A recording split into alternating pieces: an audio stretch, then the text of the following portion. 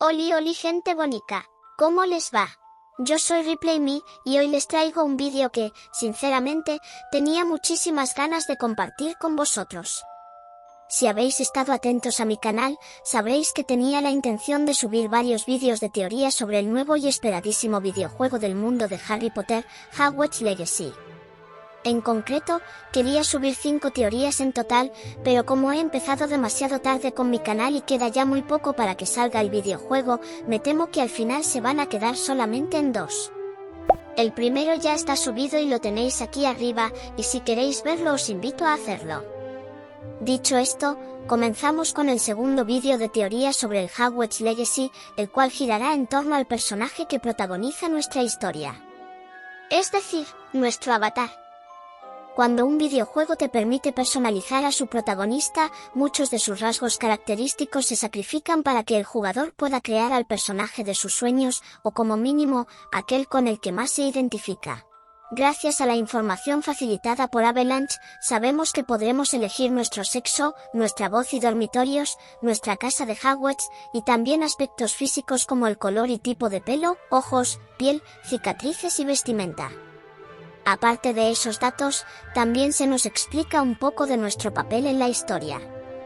Entraremos directamente en el quinto curso debido a nuestra edad, seremos la gran novedad que despertará curiosidad entre nuestros compañeros, tendremos que ponernos al día con nuestros estudios, y además podremos controlar la magia antigua, el extraño poder del que tan poco sabemos y que se manifiesta de forma peculiar en el mundo mágico. Si bien esta información no es poca cosa, es cierto que nos faltan más datos importantes relacionados con el mundo de J.K. Rowling. Datos como, por ejemplo, el estatus de sangre del personaje. De hecho, es precisamente este tema el que voy a abordar en este vídeo, ya que creo haber descubierto los orígenes de nuestro personaje en base a las pistas que nos han ido dejando casi con cuentagotas. Como todos sabemos, en la sociedad mágica de J.K. Rowling existe una división en función del tipo de familia de la que uno procede. En concreto hay 3 tipos de familias, o lo que es lo mismo, hay 3 tipos de magos. Primero están los magos sangre limpia o sangre pura, que son aquellos que provienen de las ancestrales familias del mundo mágico, y que se caracterizan principalmente por no haber mezclado su linaje con ningún mestizo o nacido de muggles. En segundo lugar están los mestizos, que son magos que han nacido en familias donde hay al menos un pariente cercano de sangre muggle, bien uno de los padres o bien algunos abuelos. Y por último, están los hijos de muggles, también llamados sangre sucia. Ese término es despectivo, y significa que sus orígenes no son tan puros como el del resto de magos elitistas, todo porque los padres de dichos brujos son muggles.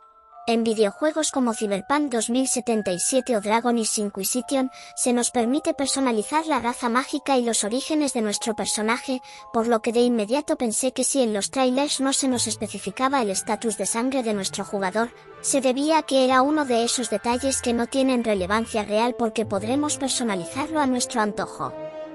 Sin embargo, cuando los miembros de Avalanche hicieron el primer showcase y nos mostraron el taller del cuerpo del personaje, pudimos ver que contamos con muchas funciones distintas y espectaculares, pero ninguna que guarde relación con el estatus de sangre del personaje. Pensando que quizás lo habían comentado en otro sitio, como en algún vídeo secundario, en alguna cuenta de Twitter, o incluso en la web de preguntas respondidas por el equipo de Avalanche, me propuse buscar concienzudamente algo que tuviera relación con este tema. Y qué grande fue mi sorpresa al ver que, efectivamente, no se mencionaba nada parecido en ningún sitio. Era como si esa información no fuese importante, algo que no tiene sentido porque, entre otras cosas, hay más gente como yo preguntándose qué tipo de estatus tendrá el personaje, o incluso si descenderemos de alguno de los 4 fundadores de Hogwarts. Entonces, si los de Avalanche nunca nos han dicho el estatus de sangre que tiene nuestro protagonista, pero tampoco nos han indicado que dicho estatus pueda personalizarse, ¿qué podemos sacar en claro? Que o bien no le han dado la importancia que se merece tener y lo han ignorado por completo, o bien nos lo están ocultando deliberadamente. ¿Por qué creo que es imposible que hayan ignorado el estatus de sangre? Bueno, básicamente porque este elemento es el que permite estructurar a la sociedad mágica, y además interviene en distintas tramas del mundo de J.K. Rowling, trayendo a colación el racismo que existe dentro de la comunidad mágica. La preferencia de Salazar Slytherin por la pureza de sangre, la superioridad moral de familia sangre pura como los Black o los Malfoy, o el deseo de Voldemort de aniquilar a los Muggles y a los sangre sucia. Todos esos frentes y muchos otros beben del estatus de sangre.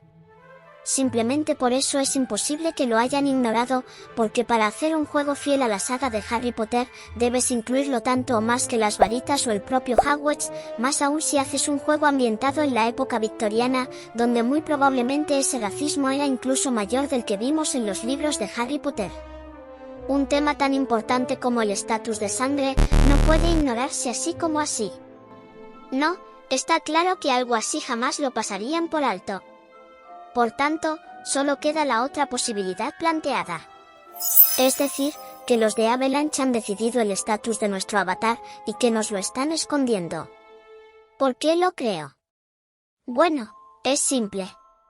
Ya he mencionado que hay juegos donde te permiten personalizar los orígenes de nuestro protagonista, y si en este juego no hemos visto ni oído de una opción que haga nada parecido, lo más probable es que se deba a que no podemos. Si esto es cierto, debe de haber un muy buen motivo detrás de una decisión así, más aún sabiendo la jugabilidad que podría dar en la historia y las ganas que tenemos los fans de hacer nuestro protagonista con un determinado estatus de sangre. ¿Y cuál podría ser el mejor motivo para que ellos lo elijan y nosotros no? Pues la historia del videojuego, por supuesto.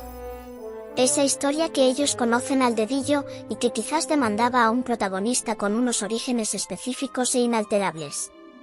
Esto explicaría por qué no hemos visto una herramienta para cambiar nuestro estatus de sangre en el juego, y también el por qué se han mantenido muy callados con este tema, porque quieren darnos una sorpresa y no quieren que averigüemos nada más antes de jugar. De todas formas, los de Avalanche nos han contado suficientes cosas de nuestro personaje como para intentar adivinar lo que tienen en mente, y tras un profundo análisis, creo haber descubierto cuáles serán nuestros orígenes dentro del juego. Antes de explicar mi teoría, os pido mantener la mente abierta en todo momento, ya que es posible que lo que os diga ahora os acabe chirriando al principio. Por lo que sabemos, poseemos la magia antigua, aunque no se nos explica el porqué.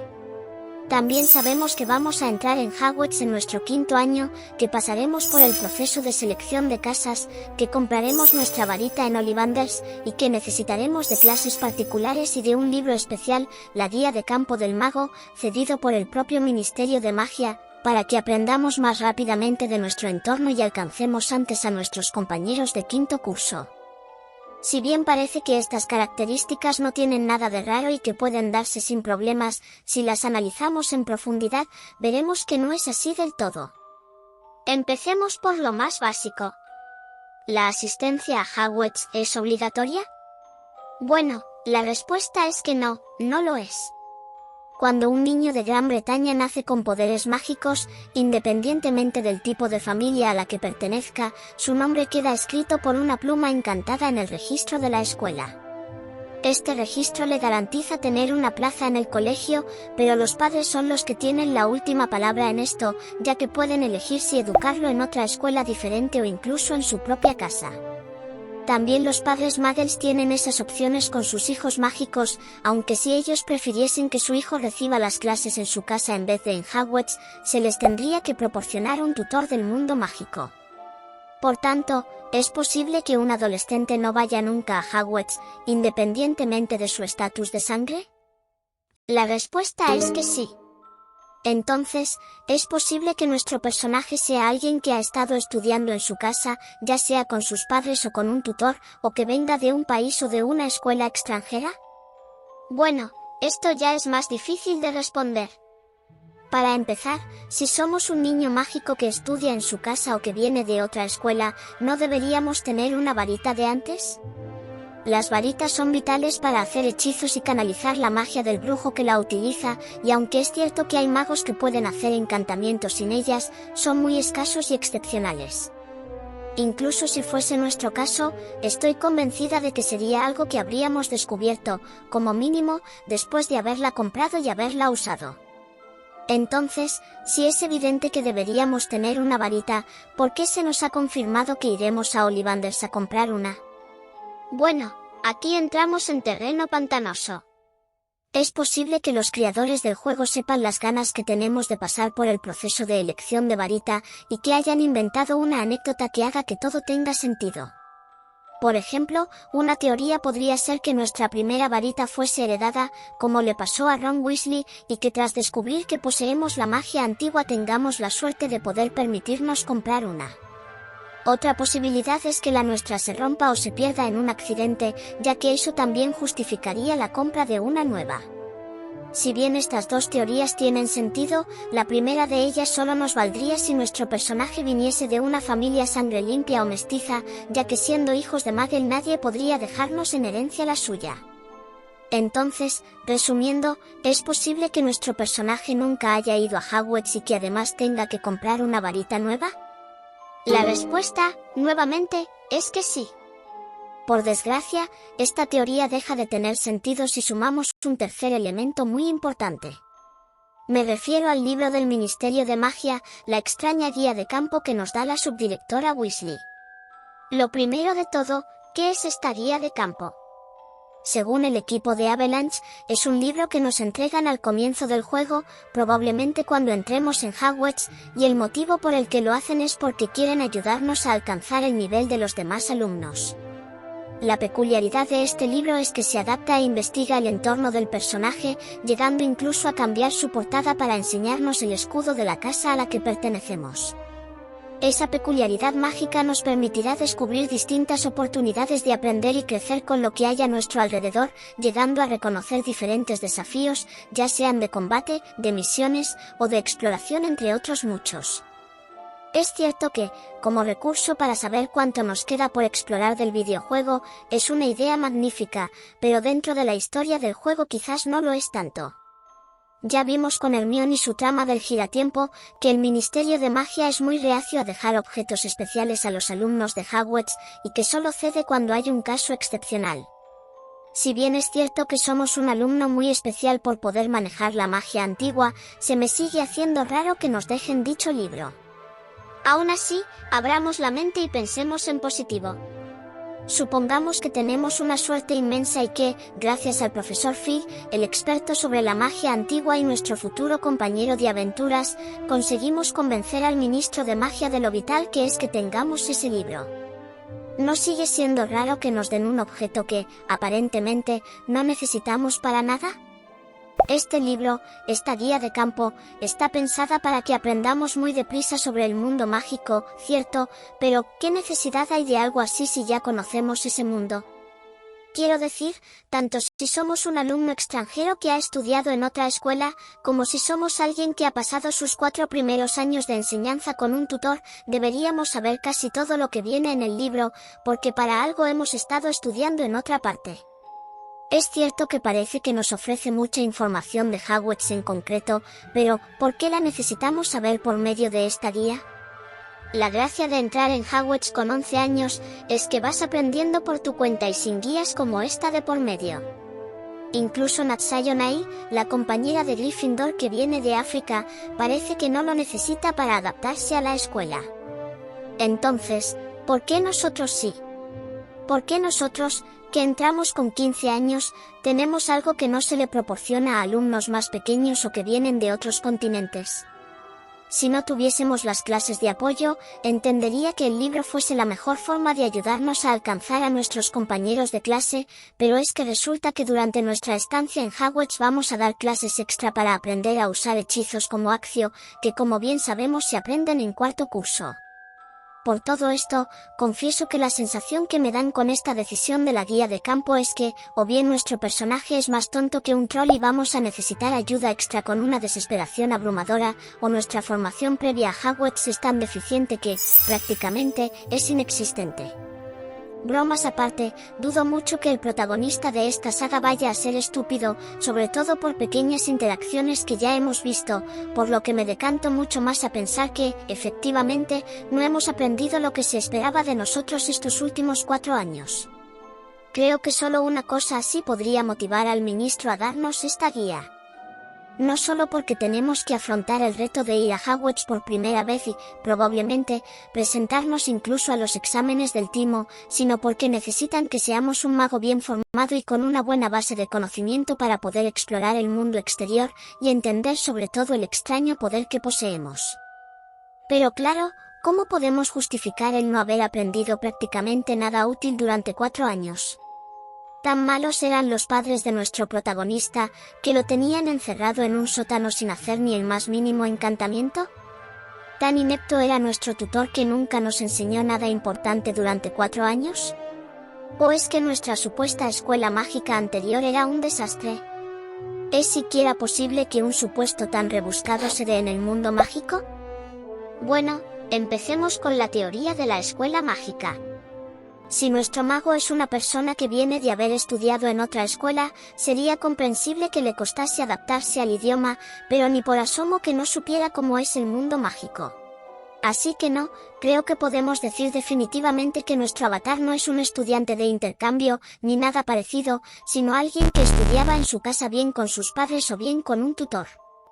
Entonces, reestructurando mis preguntas de antes, ¿es posible que ni los padres del avatar ni su tutor se hayan molestado en darle una educación adecuada?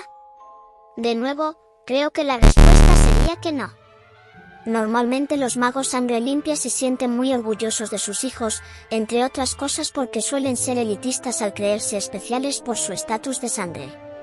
Un mago así no tendría motivos, en un principio, para querer que su hijo no aprenda magia y deshonre el apellido de su familia, más aún si encima nuestro avatar es hijo único.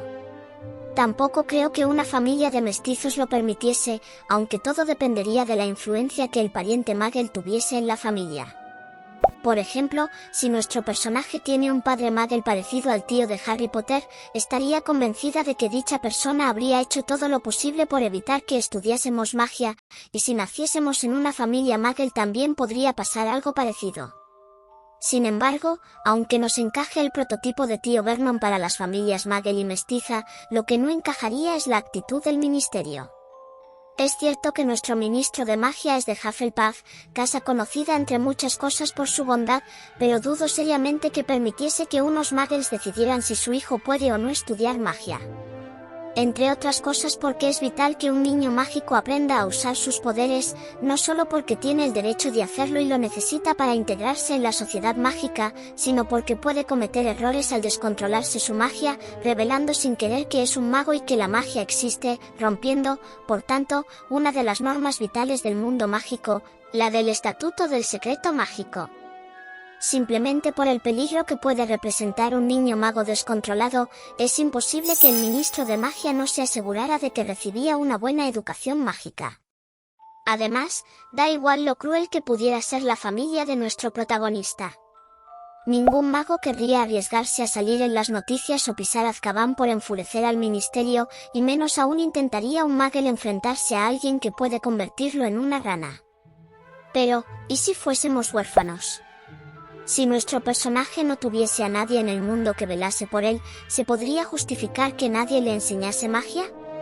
La respuesta es un no rotundo, no solo porque la magia en menores de edad se puede detectar y el ministerio al completo sabría de las anomalías causadas por nuestro personaje, sino porque al descubrir que estamos completamente solos nos mandarían a Hogwarts directamente, tal y como hicieron con Lord Voldemort cuando no era más que un niño. Por lo que nuestra aventura no habría empezado con 15 años, sino con 11. Como veis, la teoría se está complicando a medida que más preguntas nos hacemos. Desde un principio, parecía claro que nuestro protagonista era un alumno que había comenzado sus estudios en su propia casa, o quizás en otra escuela, antes de asistir a Hogwarts, pero ahora que intentamos justificar el por qué nos dan el libro del ministerio, las piezas del rompecabezas empiezan a no encajar de la forma en la que deberían. Entonces, si es imposible compaginar la idea del niño tutelado en casa con el obtener la guía de campo, ¿qué podemos hacer? ¿Estamos en un callejón sin salida? Bueno, la verdad es que no del todo, porque aún nos quedan otros 3 caminos más por recorrer, aunque ya os adelanto que también entran en conflicto con el mundo de Rowling y con lo mostrado del juego. El primer camino es que seamos un alumno que ya ha estado antes en Hogwarts, y que por algún extraño motivo nos expulsasen. Cuando se expulsa a un alumno de Hogwarts, se le prohíbe volver a hacer magia y se le rompe la varita, por lo que esta teoría tendría muchas posibilidades de ser la verdadera. No solo porque encajaría que no tuviéramos la formación académica correspondiente a nuestra edad, sino que también justificaría la compra de una nueva varita. En cuanto a por qué nos permiten regresar, para mí la respuesta sería la magia antigua, ya que en una situación de emergencia es muy posible que la ayuda de nuestro personaje sea vital para arreglarlo todo, de ahí que se nos facilite retomar los estudios en Hogwarts. Si bien esta teoría suena bastante bien, nuevamente hay un problema que no podemos ignorar, y es que sabemos tanto por los trailers como por las entrevistas, que nuestro personaje pasará por el proceso de selección de casas. Dicho proceso se lleva a cabo por el sombrero seleccionador, y la tradición estipula que siempre se celebra la primera noche que pisa un alumno nuevo el castillo. En dicha ceremonia el sombrero analiza nuestra mente y nos asigna la casa a la que cree que pertenecemos, e independientemente de si nos gusta o no o si no estamos de acuerdo con su elección, esa es y será siempre nuestra casa.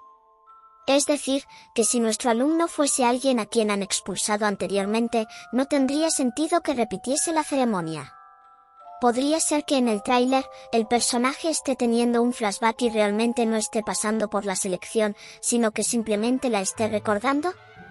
Podría ser, cierto, pero el problema aquí es que la apariencia de nuestro personaje no es la de un niño de 11 años, sino la que tiene con 15. Si comparáis las caras de estas fotos, veréis que no hay ningún cambio entre una y otra, por lo que es seguro al 100% que tampoco estamos ante un flashback. Entonces, por todas estas pruebas, creo que definitivamente podemos descartar la teoría del niño expulsado y readmitido. El segundo camino es que seamos un mago mestizo, pero no por tener sangre Muggle en las venas, sino sangre de criatura mágica. Es decir, que podríamos ser mitad humano y mitad lo que sea.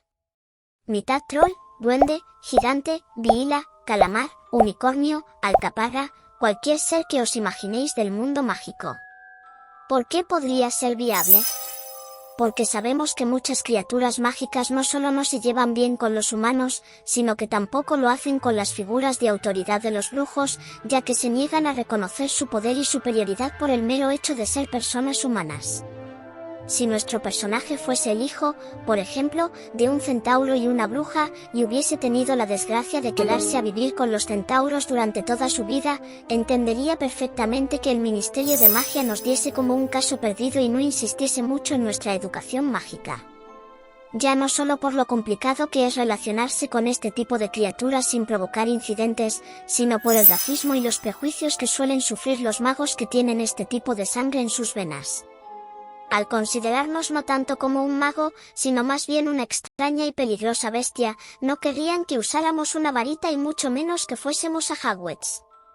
Además, como las criaturas mágicas suelen vivir en sus comunidades cerradas y procuran no mezclarse con muggles, las probabilidades de causar un accidente que les revele que la magia existe son mínimas, motivo por el que vería lógico que el ministro de magia hiciera como que nuestro protagonista no existe hasta que la magia antigua le impide ignorarnos por más tiempo. Sin embargo, nuevamente, hay algo que no encaja en esta teoría. Lo primero es que, si al final resultase que tenemos razón y esta es la teoría correcta, tenemos una apariencia completamente mundana que no pegaría ni con cola en este caso.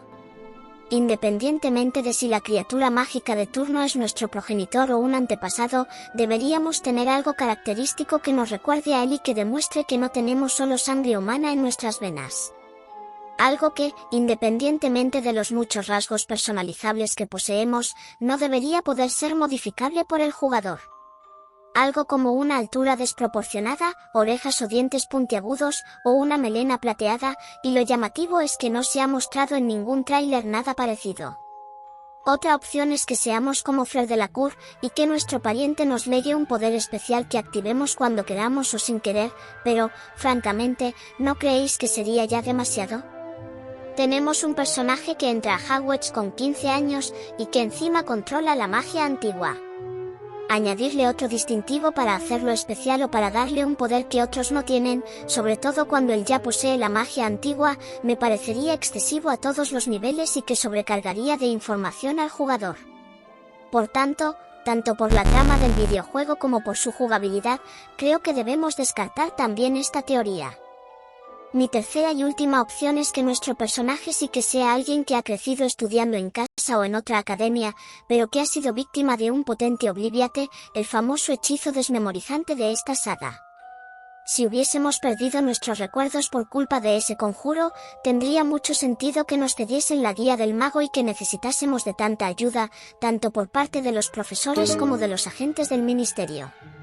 No obstante, creo que esta teoría también queda descartada simplemente por un factor, y es que no le veo el sentido a dejarnos salir del hospital. En San Mungo, el hospital de los magos, hay una planta entera dedicada a las víctimas de hechizos. Sabemos de magos que acaban sus días ahí, y algunos son por sufrir este potente hechizo desmemorizante. Entiendo que por la necesidad de controlar la magia antigua quisieran hacer una excepción con nosotros, pero si hubiésemos sufrido un hechizo como el que borró todos los recuerdos de Gilderoy Lockhart, creo que seríamos un peligro tanto para los demás alumnos como para nosotros mismos, por lo que dudo seriamente que nadie nos permitiese asistir a Hogwarts. Repasemos todo por última vez. Creíamos que nuestro avatar sería un mago escolarizado en otra parte, o alguien que había estudiado en su casa toda la vida, pero por culpa principalmente de la guía de campo que nos dan durante el juego, estas posibilidades carecen de sentido. No podemos ser alguien que tenga el más mínimo nivel de estudios mágicos, pero tampoco es posible que nadie de Hogwarts ni del ministerio se olvide de nosotros durante 4 años, y no les preocupe que revelemos por error al mundo Muggle que la magia existe. No podemos ser un alumno anteriormente expulsado, ya que sabemos que pasaremos por el proceso de selección de casa al llegar al castillo.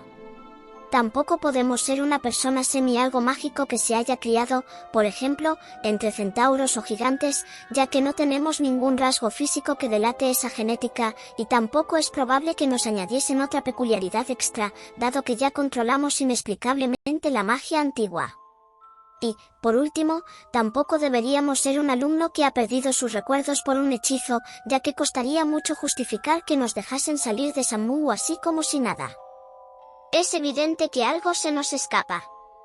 ¿Cómo es posible que, tras repasar prácticamente todos los supuestos posibles, siga sin encajar la descripción dada por Avalanche? ¿Qué significa esto? ¿Acaso los de Avalanche han creado un personaje incoherente con el mundo mágico que conocíamos hasta ahora? ¿Significa esto que no existe ningún caso mágico que pueda encajar en esta historia? Sí. Creo que es exactamente lo que significa. Da igual cuántas vueltas intentemos darle, o cuántas veces retorzamos el pasado de nuestro avatar para que encaje con la descripción de Avalanche. Nuestro planteamiento del niño mago es incompatible por completo. ¿Por qué? Porque Avalanche así lo ha querido. Esta historia no es un libro más de Rowling, ni tampoco otra de sus películas guionizadas por ella, sino un videojuego completamente original basado en su mundo.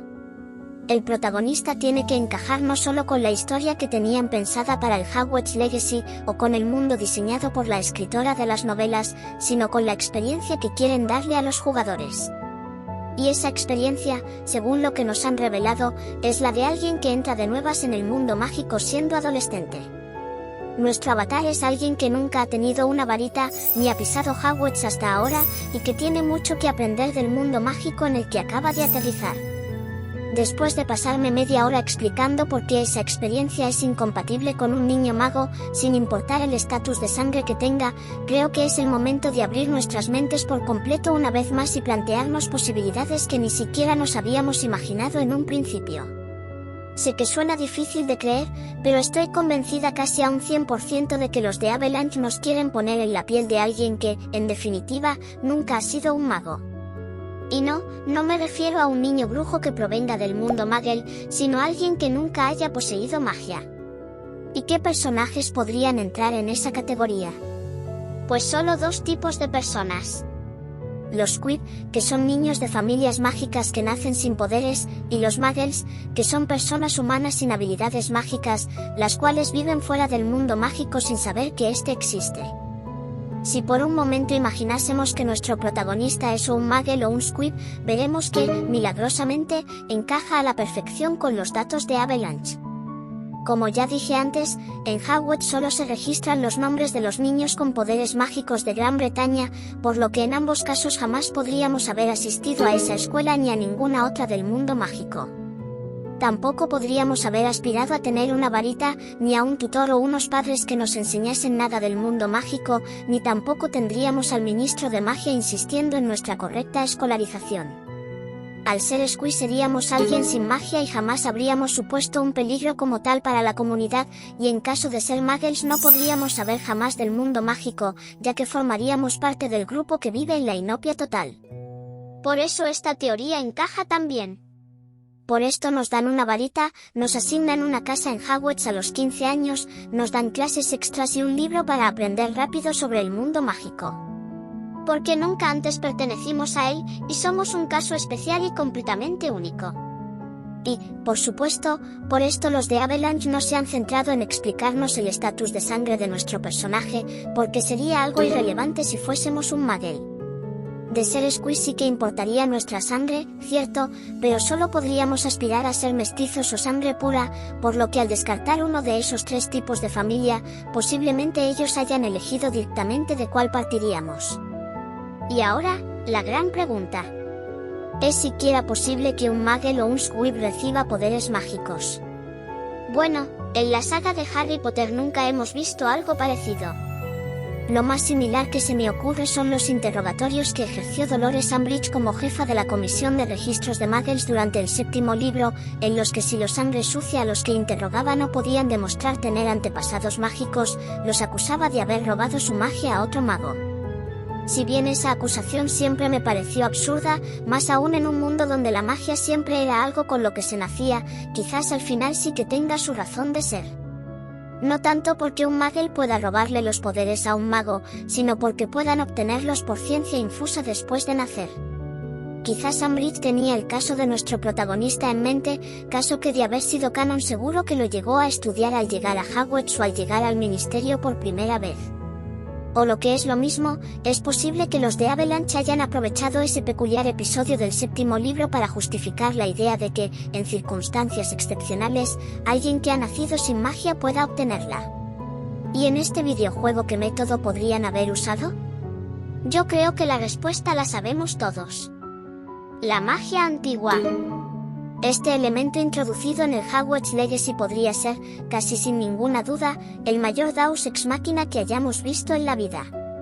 Igual que no sabemos qué es exactamente la magia antigua, tampoco sabemos cuáles son sus límites, y teniendo en cuenta que adquirimos durante nuestra historia la peculiar capacidad de controlar dicho poder, ¿por qué no iba a poder darnos el don de la magia en el proceso? Ya sabemos que esta magia antigua se presenta en el mundo mágico con fenómenos extraños y misteriosos, por lo que mi teoría oficial es que uno de esos fenómenos nos alcanzó y, bien por el destino o bien porque la magia antigua escogió a nuestro avatar por algún motivo desconocido hasta la fecha, obtuvimos poderes mágicos y la capacidad de controlarla. Probablemente en ese incidente acudan los magos del ministerio, incluido el propio ministro de magia, George Aswick. Como este personaje, además, sabe cosas de la magia antigua y tiene muy buena relación con el profesor Fig, uno de los personajes que más saben de dicha magia, es probable que le pidiera que viniese a explicarle qué está pasando y si el caso de nuestro avatar es posible. A partir de ahí, al ver que controlamos la magia antigua, posiblemente decidan sobre la marcha enviarnos a Hogwarts, y al saber que somos magos por error y que portamos una importante carga en nuestras espaldas, el ministro Aswick decide darnos una ayuda extra con su guía de campo.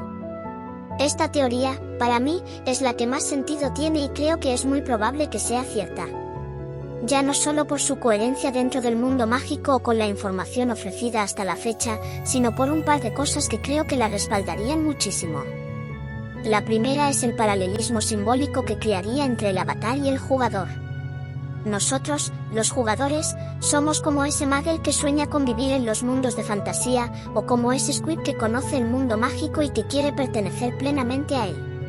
Si os fijáis, en el logo del Hogwarts Legacy hay unas lenguas de fuego curvas que son el símbolo de la magia antigua, símbolo que también usan las cuentas oficiales del juego en sus redes sociales. Yo creo que lo pusieron deliberadamente en el título del videojuego para enviarnos un mensaje subliminal, como si quisieran decirnos que somos el protagonista que se va a cruzar con la magia antigua, siendo en nuestro caso la magia antigua un videojuego que lleva precisamente ese símbolo en la portada, y que tras ese evento, al igual que le pasa a nuestro personaje, nosotros mismos nos convertiremos en magos e iremos finalmente a Hogwarts. Y el segundo, es que sería una forma de darle un toque de atención amistoso a los fans tóxicos de la saga de J.K. Rowling, a esos que se han desviado del mensaje original de los libros y que usan los términos de sangre sucia, Muggle o Squib para referirse a aquellas personas que no son tan fans de la saga como ellos, o que acaban de unirse al fandom. Desde siempre J.K. Rowling ha luchado por enseñarnos con sus libros que no está bien discriminar al que es diferente, por lo que creo que sería muy poético que nuestro protagonista tenga los orígenes más humildes de todos, sobre todo si encima es algo que no se puede cambiar nunca. Sería como si desde Avalanche quisieran darles un tirón de orejas a los fans a los que se les ha ido un poco la cabeza en estos años, recordándonos a todos que no importa si somos un mago sangre pura o no, que la saga nunca ha ido sobre eso, que lo importante es que todos somos magos y que estudiaremos en Hogwarts. Ya lo que cada uno haga con su avatar marcará las diferencias reales entre personajes, pero si mi teoría es cierta, nunca podremos decir que una de ellas sea el estatus de sangre. ¿Y qué mejor forma de preservar el legado de Rowling que hacer una cosa así? Aparte, el famoso trío de oro formado por Ron Weasley, Harry Potter y Hermione Granger, estaba formado por un mago sangre limpia, un mestizo y una nacida de muggles respectivamente. ¿No sería gracioso que el siguiente protagonista de este mundo sea, precisamente, alguien que ni siquiera es un mago al principio de la historia? Y aquí finaliza el vídeo de mi teoría sobre el origen y el estatus de sangre del avatar. Si has llegado hasta aquí, te lo agradezco profundamente. Si te ha gustado, te invito a darle like, suscribirte y ponerme tus propias teorías en la caja de comentarios. Un gran abrazo, y ya hasta muy pronto.